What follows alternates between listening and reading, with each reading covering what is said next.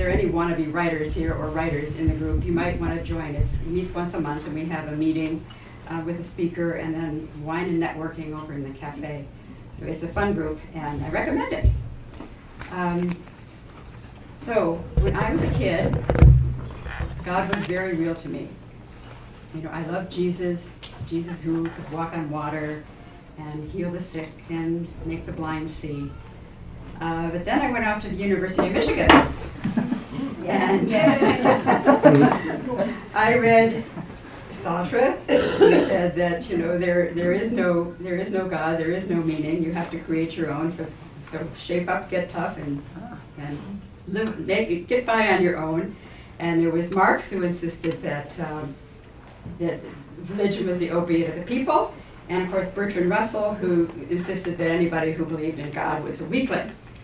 So I succumbed to this point of view. It's a point of view that really is actually fairly new in human history. It dates back to the Enlightenment, only a couple hundred years, but we really very much depend on reason and scientific proof and so on. And so I imagine most of the people in this room really feel that reason and evidence are the basis for belief and for our assumptions about life.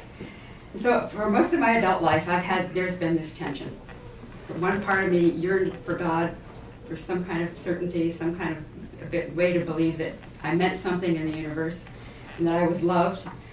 And another part of me thought, well, that's not possible. It doesn't make any sense. It's not reasonable. It's not rational. You can't prove God's existence, therefore you got to get along without God.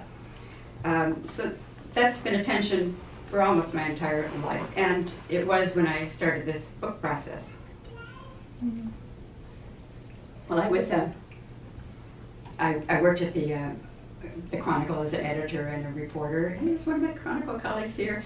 And then I worked at the Oakland Tribune as a feature writer and a columnist. And when the Oakland Tribune was sold, I found out there was a job at the Contra Costa Times as a religion reporter. And I thought, okay, I'll go look, that's where I'll find God. I'll go on the religion beat and I'll ask questions, because that's the one thing I can do. I can ask questions. I'm a reporter. And maybe I'll find God that way. Well, it was a great gig. I really had a good time, except that you only have maybe a half an hour, 45 minutes to interview somebody, and then you go back to your office and you've got maybe 2 hours to write up your story, or 5 hours, and not enough time to really go deeper and find out why people believed in God or why they had this spiritual life. Because I was hoping by osmosis I might be able to retrieve this God of my Christian upbringing. Well, eventually I had upper body overuse issues, and I had to stop working as a newspaper person, and that was very disappointing. But I decided, instead of giving up on my search for God, I would double down. By golly, I'd write a book. So I decided I'd go out and interview some of the people I'd met at the Contra Costa Times, and I'd go out and find some more people. I was a skeptic looking for a way to believe. And so I went out and I began interviewing people. And at the Times, I met a lot of people of many different faiths and temperaments. And that's the way I wanted the book to be. It was going to be kind of a Stubbs Terkel type book, where I would interview someone, tape it, edit it until it turned into a nice story, but I keep myself out of this book entirely. And so I interviewed people like Carradine and Falling Star here, and I interviewed a fundamentalist Christian, I interviewed a progressive Muslim, a man who survived a forced march across Germany during World War II, a Jewish mortician, a Hindu classical dancer. So many people of many different callings and personality types. But it turned out eventually that in order to make this book saleable, I had to have an overarching story, and by golly, I had to tell my own story. And so I did. And so that's what holds all these various stories together. There are these wonderful stories of individual people, but then there's also my story of how they helped me along on my journey. And you'll have to read the book to find out where I ended up. But I tried to pin, I never did entirely pin that God down to the mat, but I did finally feel that I no longer was missing something. At the beginning, I felt like God had gone missing in my life, but by the end of it, I felt, no, Nothing is missing. My life is right here, and it's a miracle. So you'll have to see how that transpires. So I'm going to start reading. The first person is a man named Anthony Mack, and he was actually the first person I interviewed. He was an atheist and a computer software designer. And he actually, I'll read this. This is my introduction to his passage. The story of my search for God begins with an atheist named Anthony Mack. Anthony happens to be one of the first people I interviewed for this project, but his story is also the best place to begin because it is the starting place for my own journey, that rational, skeptical place that asserts that if you can't prove God's existence, you must therefore live as if there is no God. It's the place I kept getting stuck in on and off throughout my adult life. Ironically, that early interviewee, atheist though he was and is, gave me an important clue as to where my spiritual journey might end, and that is with joy. Anthony is one of the most delightful, that is to say, one of the most delight-filled people I know. He calls himself a happy atheist. Unlike author atheists like Christopher Hitchens, Richard Dawkins, and Sam Harris, atheists all, Anthony is not as much interested in finding fault with religion as he is in declaring his passion for the world as it is. And that's the message I got very early on from this atheist that really wound up being the place I ended up. Let me read his story, though, part of his story. So he was living in LA, and he was a teenager at the time. And this is the story he tells. I was on a search for God. I was a teenager, 14, maybe 15 years old, and I wanted to know, did God really exist or not? I was having my doubts. I had been a believer up to that point, but I was getting smarter and smarter, and God was looking more and more like a myth to me. And so one night, as I was sitting alone at the dinner table, my dinner plate had peas on it and probably something like mashed potatoes and a pork chop, it occurred to me that I could do an experiment and get some answers. So I said to God, "Dear God, I am a lost soul who wants to believe in you, and I want to feel your love. But at the same time, I want to use this reasoning brain that you've graciously given me. However, when I use reason, I find that I can't believe in things without evidence. I need some evidence that you are actually there. I'm not looking for some big miracle where you appear in front of me and explain it all.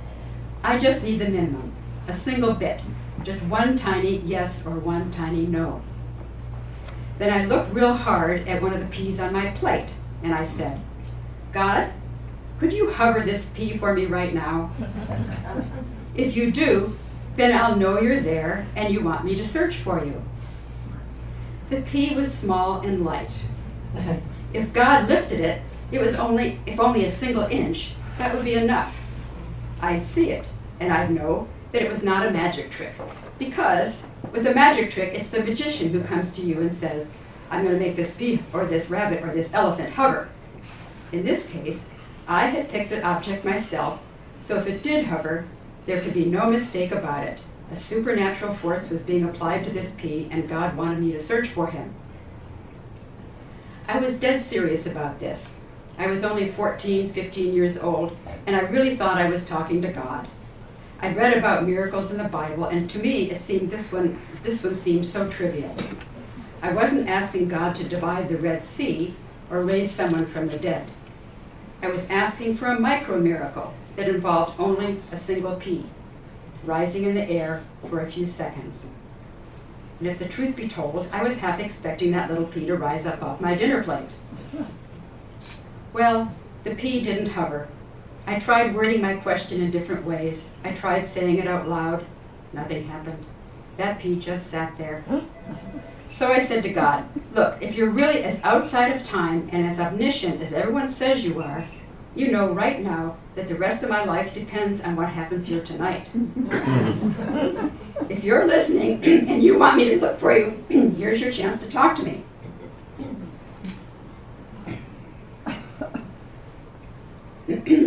Again, nothing happened. I tried a few more times, and finally I said, okay, I give up. And I did. I was a teenager then. I'm in my 40s now. I've never gone back. It's clear that God does not want me to look for him, and I haven't, though I've given him several more chances to communicate with me over the years. Every once in a while I'll say, okay, let's try it again, and I'll ask God to hover a P or some other simple thing.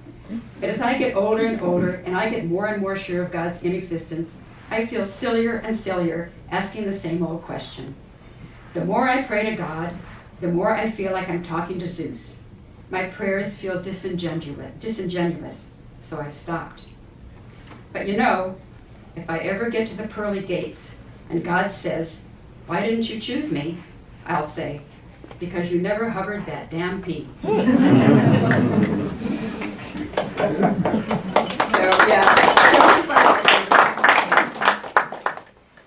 a little farther along in the book is someone named Cara Gwyn Falling Star.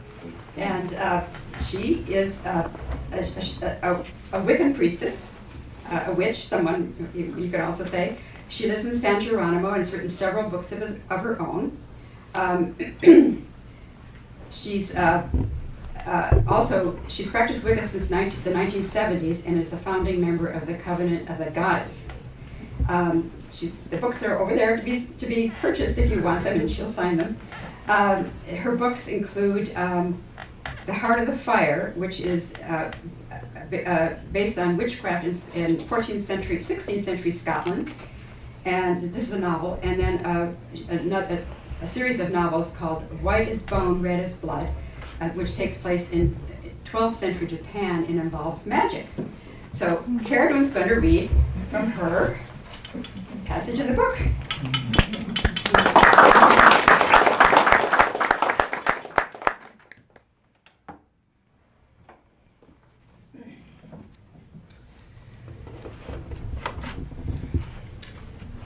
I got really lucky. I was brought up in a household with two people who were madly in love with each other. My father and mother were living in Southern California when I was born. My father worked for aerospace. He was a computer programmer in the days when a computer took up an entire room. And I was the little black sheep of this rational family because I started having past life memories when I was 3 years old and talking about them and predicting the future and talking to the birds and the animals, and it really wasn't fitting in so well. My family didn't talk about religion much when I was a child. We went camping a lot, and my father had a rather pagan attitude. He would say, why would anyone go to church when they could go sit in the forest with the trees? Later, when kids were asking me what church my family went to, my dad said, tell them we're a bunch of pagans, honey. Tell them we worship the trees. Well, you know, I actually really related to that. Being outdoors, that's where I feel a connection with whatever you want to call it. God, goddess, the force through the green fuse drives the flower. That force, that beautiful connection, mostly I get it from being in nature. What is God? What is spirit? Danged if I know. My brain isn't big enough. I'm never going to get it. I have to accept that. But I can love it. I can appreciate it. I can honor it, even if I don't understand it. A thread in a tapestry doesn't understand its position in the tapestry. I think if you've ever looked at the back side of a tapestry, how it's got all that tangled, gnarly stuff hanging down, and it really looks incredibly ugly. I think that's the earth side view. Maybe from the spirit side view. It's a beautiful picture and it all makes sense. But we don't see that side maybe so much while we're here. When I was 22, I finally met some witches and got to do my life path. Up until then, everything I'd heard was that the witches were all dead. They'd all been killed during the burning times in Europe. And it was all over. I was working as a newspaper reporter in Los Angeles, and my editor came in and said, there's a witch on trial for fortune telling. And I said, I'll take that story. I was in Budapest trial for fortune telling in 1975. So I worked with her in her coven for about 6 months. And later I started my own coven. Coven's a small group of witches, usually 13 people or fewer. It's like an extended family, which makes it a very intimate setting for spiritual exploration. Z Budapest was convicted in that trial, by the way, but from that, the Covenant of the Goddess was founded, which is an organization, an umbrella organization that protects witches and their rights throughout this country and some other countries as well. So I'm a legal minister in that tradition. I teach magic, ritual, I teach a year-long apprenticeship program, and I do individual sessions using hypnosis and psychic readings. Witches are what are left of the old European goddess cultures, which honored the earth as the body of the living goddess. Unfortunately, not much of the record of pagan culture and history is left. We have a little from this source or that source, but a lot of it is reconstructed. There's a blessing to that. The religious tradition stays fresh if you keep reinventing it. As a Wiccan friend of mine said once, I practice exactly the way my ancestors did 60,000 years ago. I make it up.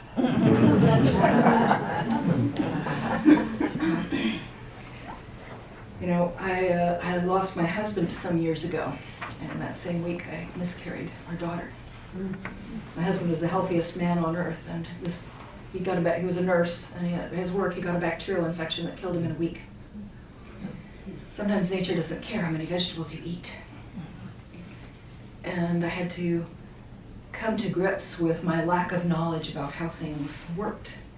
Justice does not seem to be a part of the grand scheme. Whatever God is, it's something that doesn't operate the way that we do or the way that we think it should. There's a Rumi poem that I like. Coleman Barks translated it. It's called The Dream That Must Be Interpreted. This place is a dream. Only a sleeper considers it real. Then death comes like dawn, and you wake up laughing at what you thought was your grief. We don't understand why we die and why we suffer. We're people. We want everything to make sense according to us. And that's where fanaticism comes in, needing to be certain that God sees things the way we do. Humility is realizing that maybe we don't see the world the way God does. My husband was the love of my life, just as the earth is the love of my life, and spirit is the love of my life. Some of my most intense spiritual experiences were making love to my husband, feeling that union with all things. Looking into his eyes was like looking into the eyes of the cosmos. Those high moments, those satori moments, that's what gives our life meaning. Who knows how the universe works? Do we have to know? Maybe what's important is that we let ourselves have that full experience of love with our partner, our children, with our friends, with spirit. Just because we don't understand the divine doesn't mean that we don't get to experience it.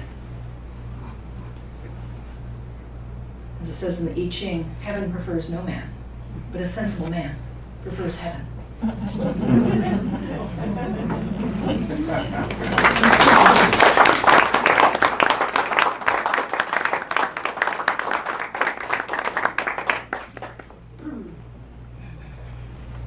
Thank you, Karen. Thank you for being here, and thank you for reading that. And also, thank you for teaching me those things at that point in my life. I mean, there are two things in here that really stand out that Karen said, and I know that they affected me and how I view the world and how I view God. And so I get my one message from the atheist and another one from a witch, and there's a Buddhist a little later. So I love what Karen says here. I'm never going to, my brain isn't big enough. I don't know what God is like, but I can love it and I can appreciate it. Even though I don't understand it and I don't have a clue of what it's like. And then later when she says, whatever God is, whatever God is, it's something that doesn't operate the way we do. And so that helped me to understand the whole problem with evil question, which is a whole chapter in the book. You can find out what the problem of evil is by reading the book. Now, the last person that I'll read from, there are about 16 people who tell their stories in this book, first person, the way Carradines was.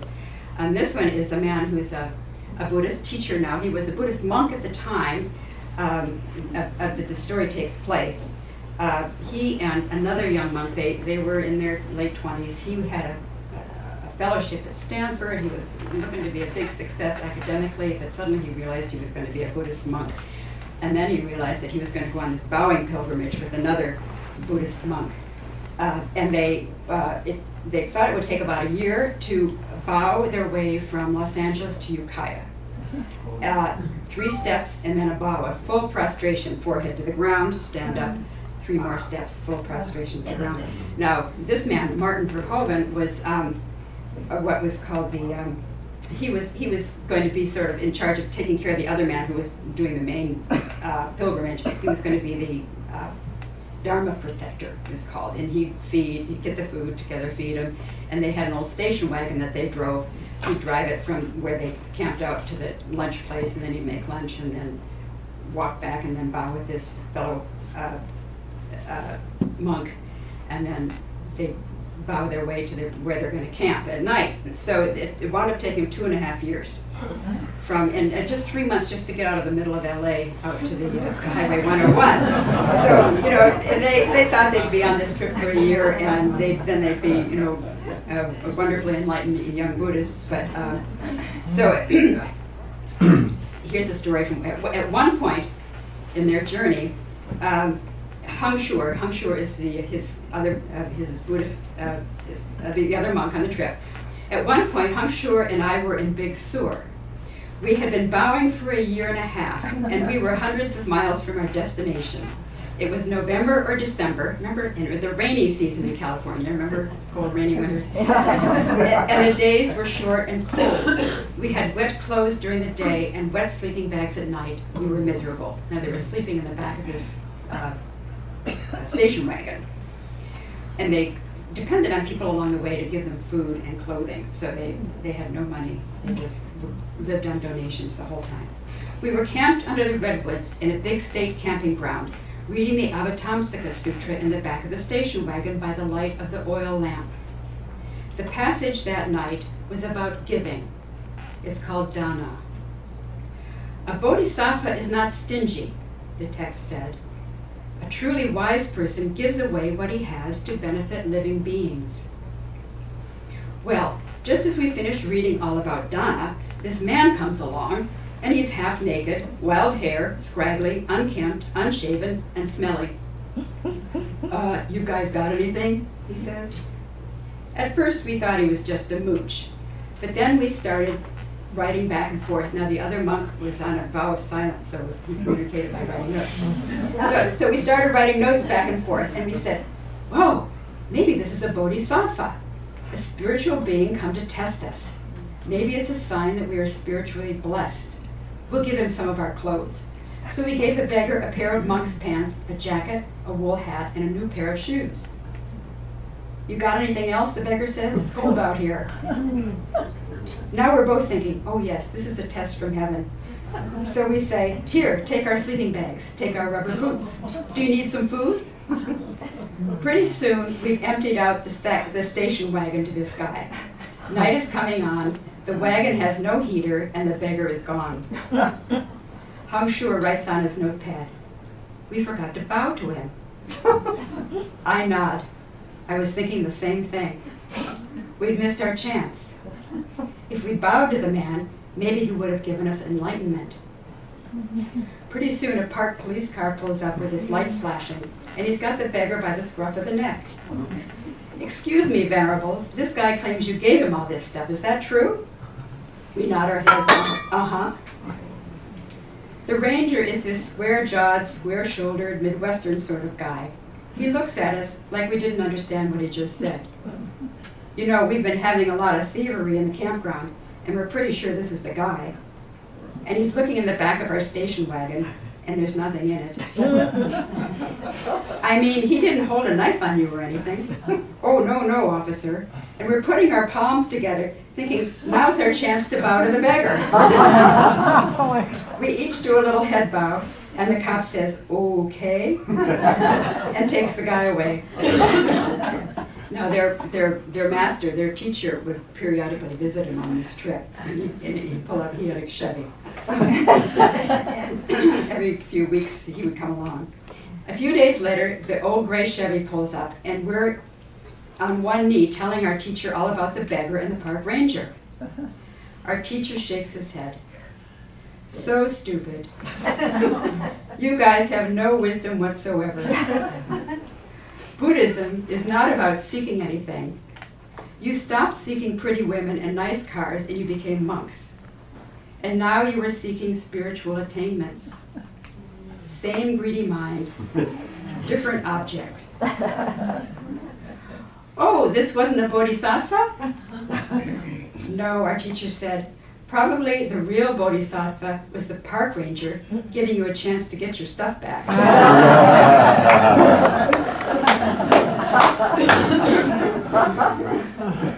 We felt so naive, so humiliated. It was the park ranger, not the beggar, who had given us the teaching. He had shown us things as they really were, which is the Dharma. But we had our own reality. We're ready for enlightenment here. We've spent 1.5 years on the road. We're cold, we're tired. Give us the fruit, now. Our teacher shook his head. Anything you seek will obstruct you, and that includes spiritual attainments and miraculous signs. Then he opened the trunk of the Chevy and gave us all his clothes. Okay,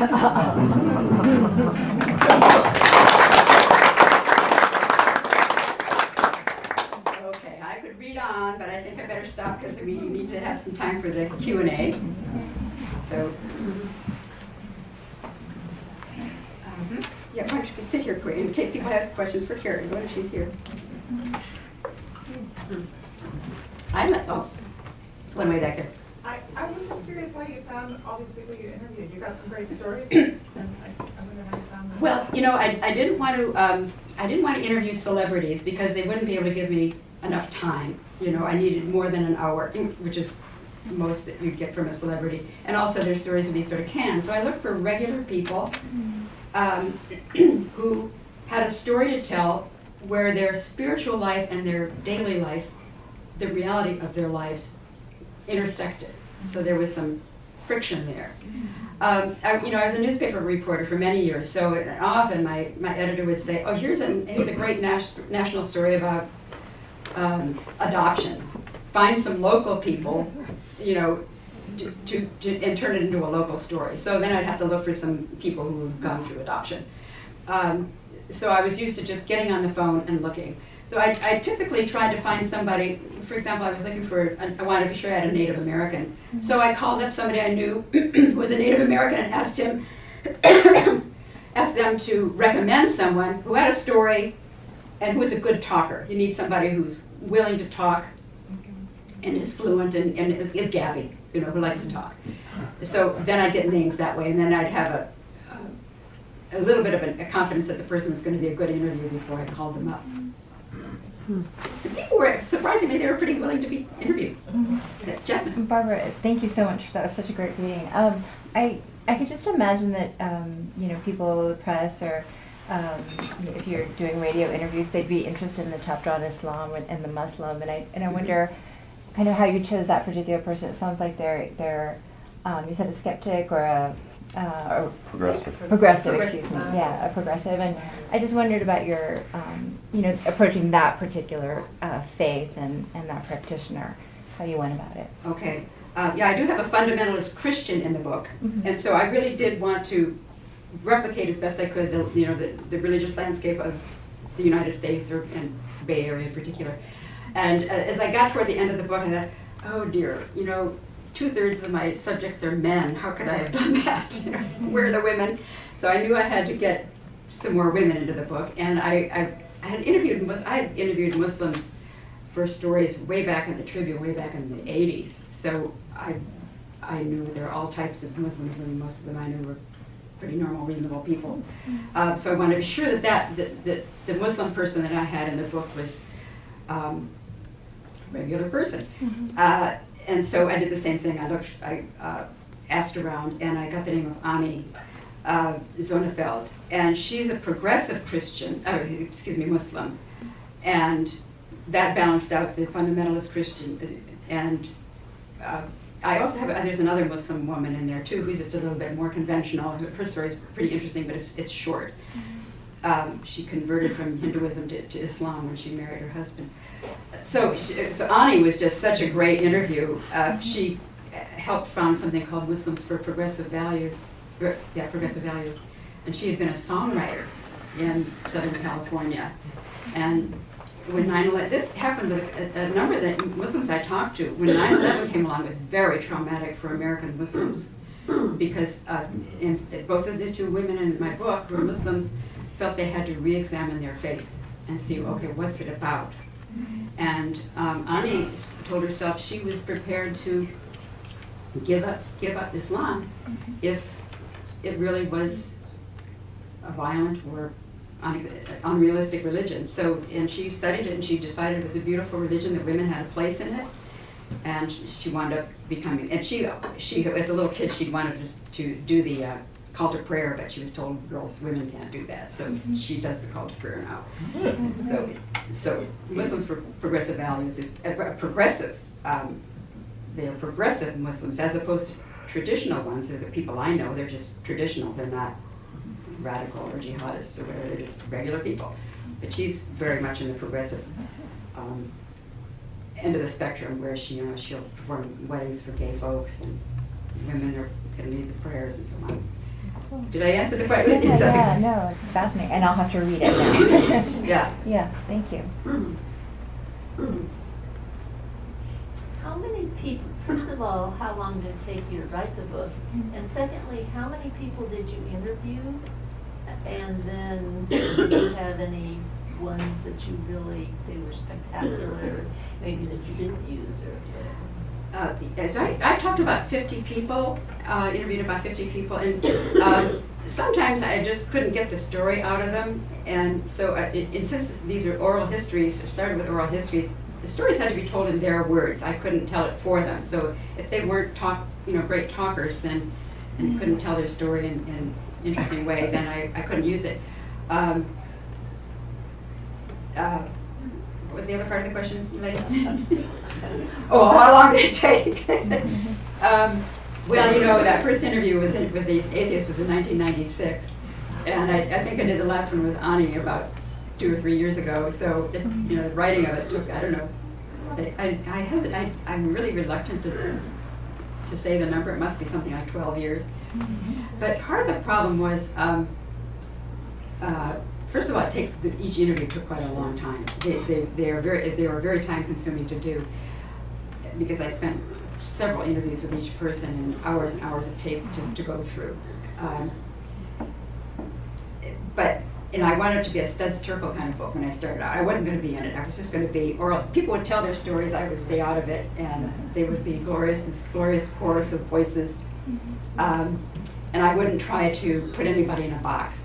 But then, as I talked to agents and editors over the years, they kept saying, this is a collection. It's not going to sell. You've got to have some overarching through line for it.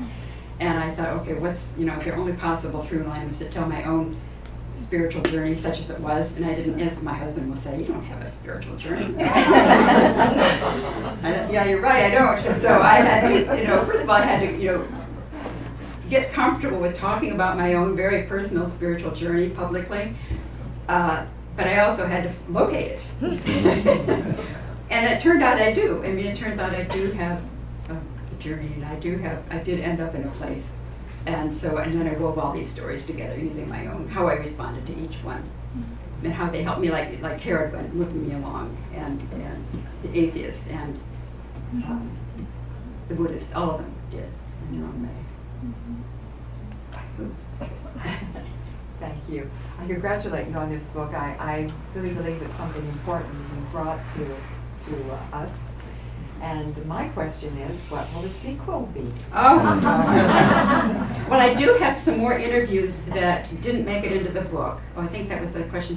That there were some that just didn't fit for some reason. There was a Holocaust survivor in the book, and I have another story by another Holocaust survivor, and that would be one too many. So that's a great story that needs to get, and there are others.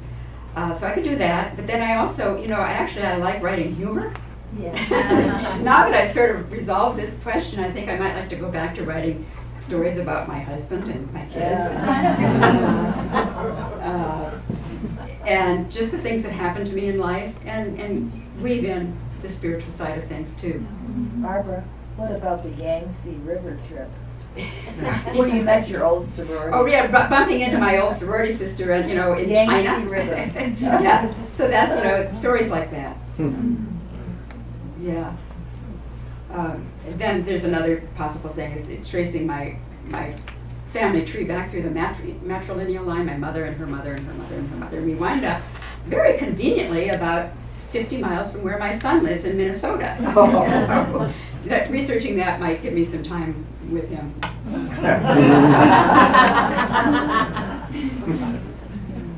I'd like to just ask a question of the. That's my husband. Yes. I'm just wondering, do you find there's a lot of negativism you get from people still when they learn that you're a quote witch? Yes. Here in the Bay Area, it's usually, people are cool and relaxed about it, usually. But when my first book, The Heart of the Fire, came out, which is about witchcraft in 16th century Scotland, that book, I got lots of TV and stuff like that, and it, sold over 20,000 copies. So it went big enough so that I got lots and lots of death threats, and that was, of course, unpleasant. But as you can see, I'm still alive, so apparently they weren't very sincere.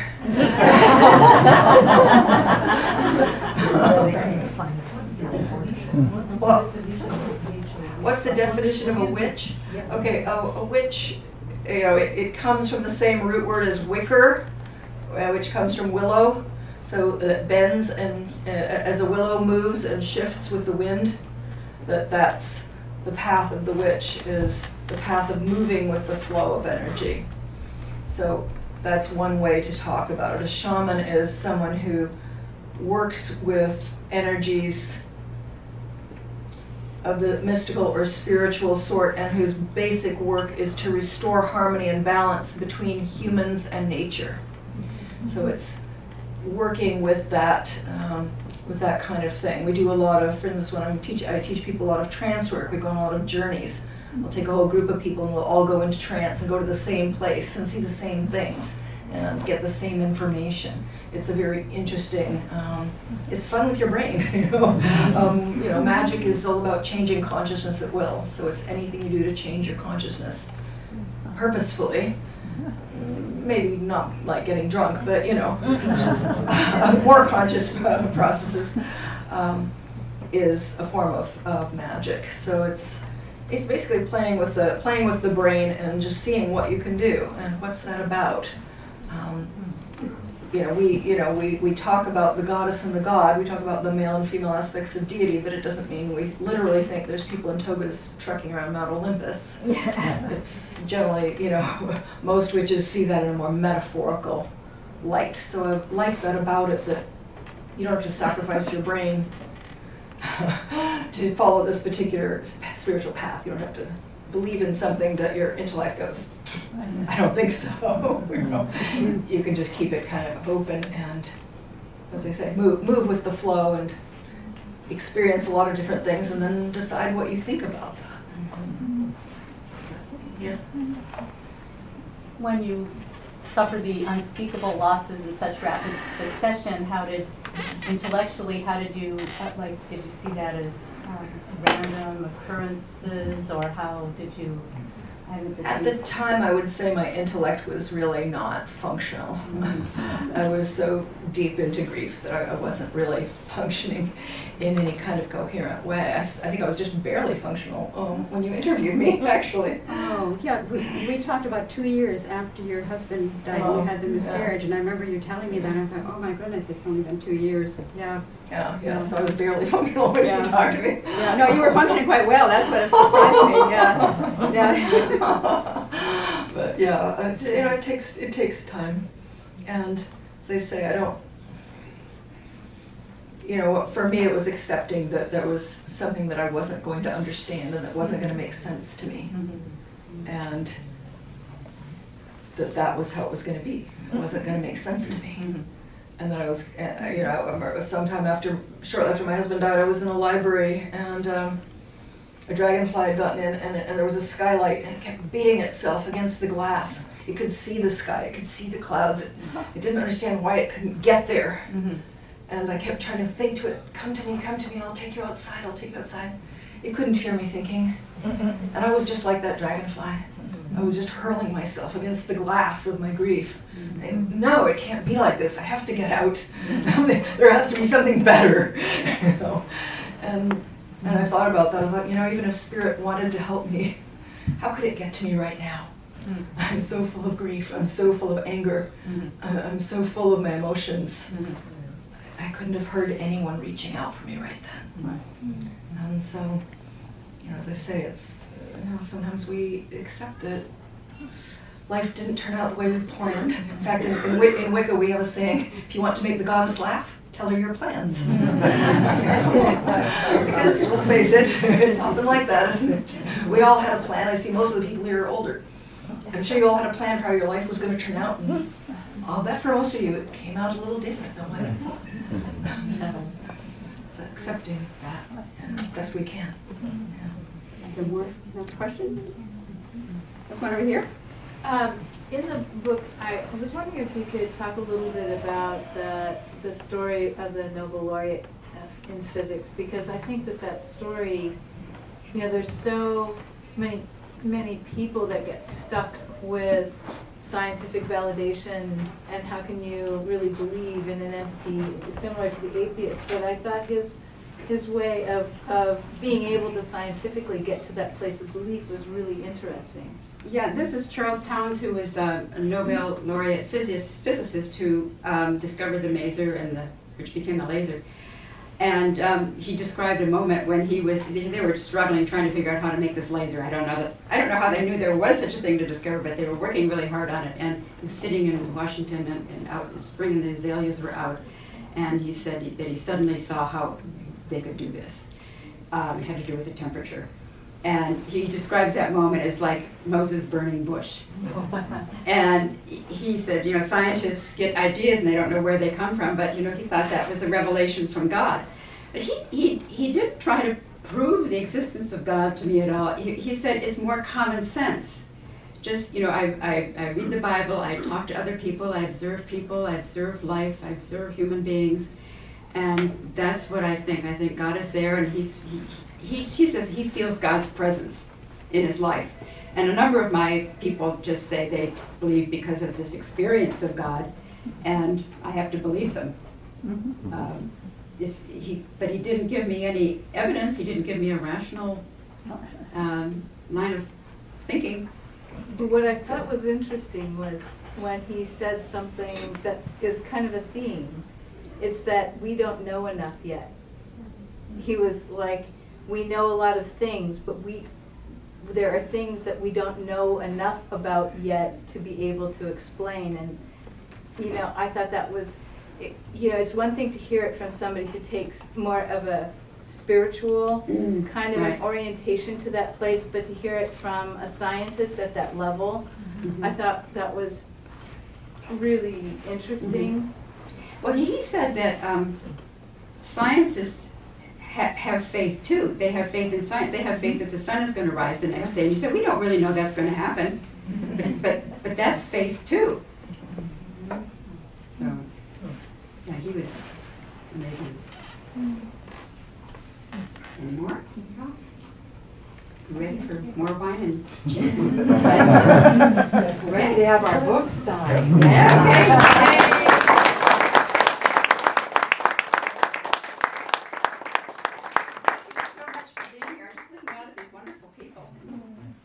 Glad that you all here together. This is wonderful. Thank you. Thank you both.